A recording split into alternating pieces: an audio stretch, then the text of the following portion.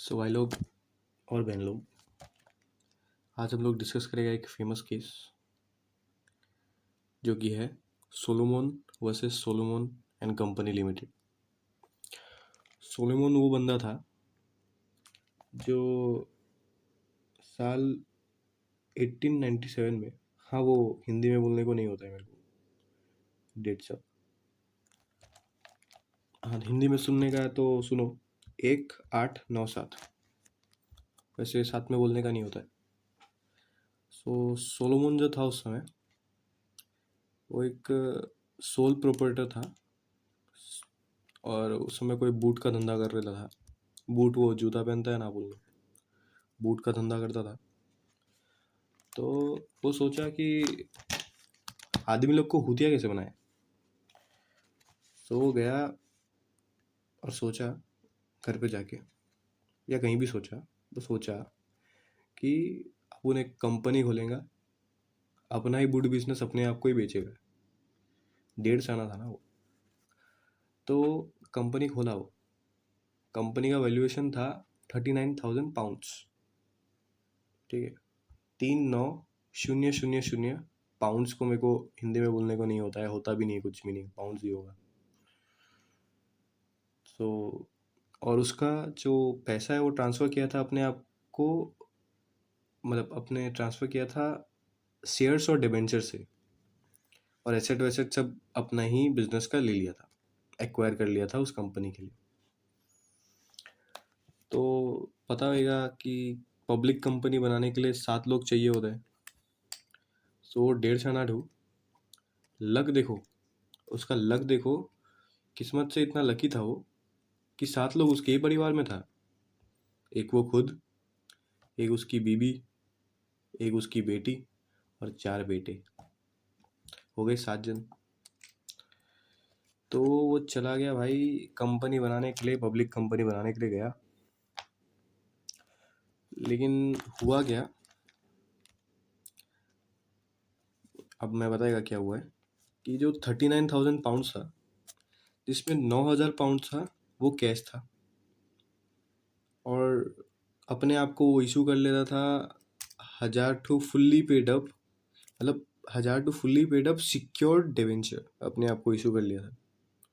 ठीक है, और उसके बाद आउटसाइड क्रेडिटर से वो 7,000 रुपये उठा लिया था, क्योंकि पब्लिक कंपनी था तो हम लोग जा सकते हैं आउटसाइडर के पास पैसा उठाने के लिए। सो वो भी पैसा उठा लिया था। उसके बाद क्या हुआ कि अनफॉर्चुनेटली बिजनेस टू बंद हो गया। ये बुक में इतना ये नहीं लिखा हुआ कि बिजनेस टू लॉस के कारण बंद हुआ या उसका दिमाग का खेल था।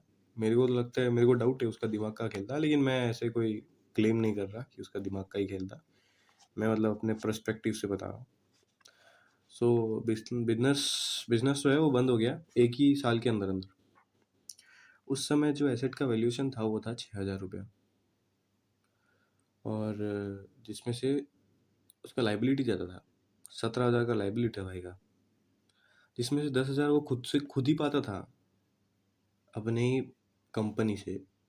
हाँ, लॉ के लैंग्वेज में हम उसको अपना कंपनी नहीं बोल सकते, लेकिन ऐसे समझने के लिए सुनो ना, वो अपना ही कंपनी से 10,000 रुपये पाता था क्योंकि उसका सिक्योर डिबेंचर था। और 7,000 रुपया जो था वो मार्केट से उठाया था, पब्लिक कंपनी मार्केट से उठाया था 7,000 रुपये, और खुद 10,000 पाता था अपनी कंपनी से।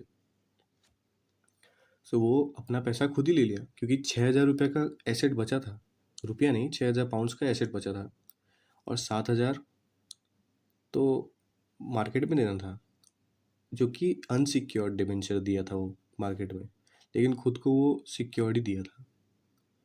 तो वो 6,000 रुपया वही रख लिया। उसके बाद ये सुन के वो आउटसाइड क्रेडिटर को थोड़ा सा दिल में ठेस पहुंचा।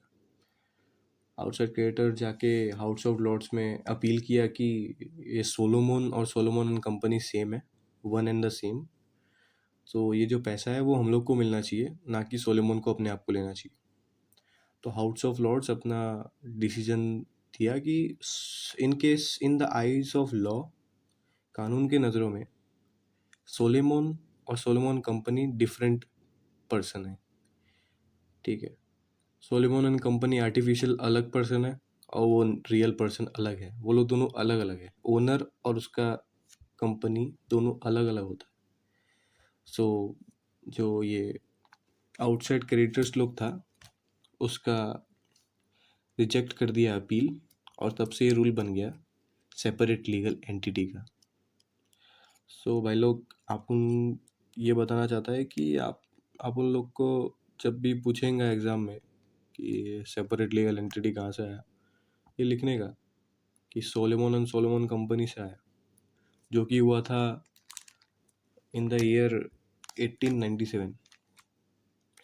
सो बस यही बताना था आपको यही बताना चाहता था,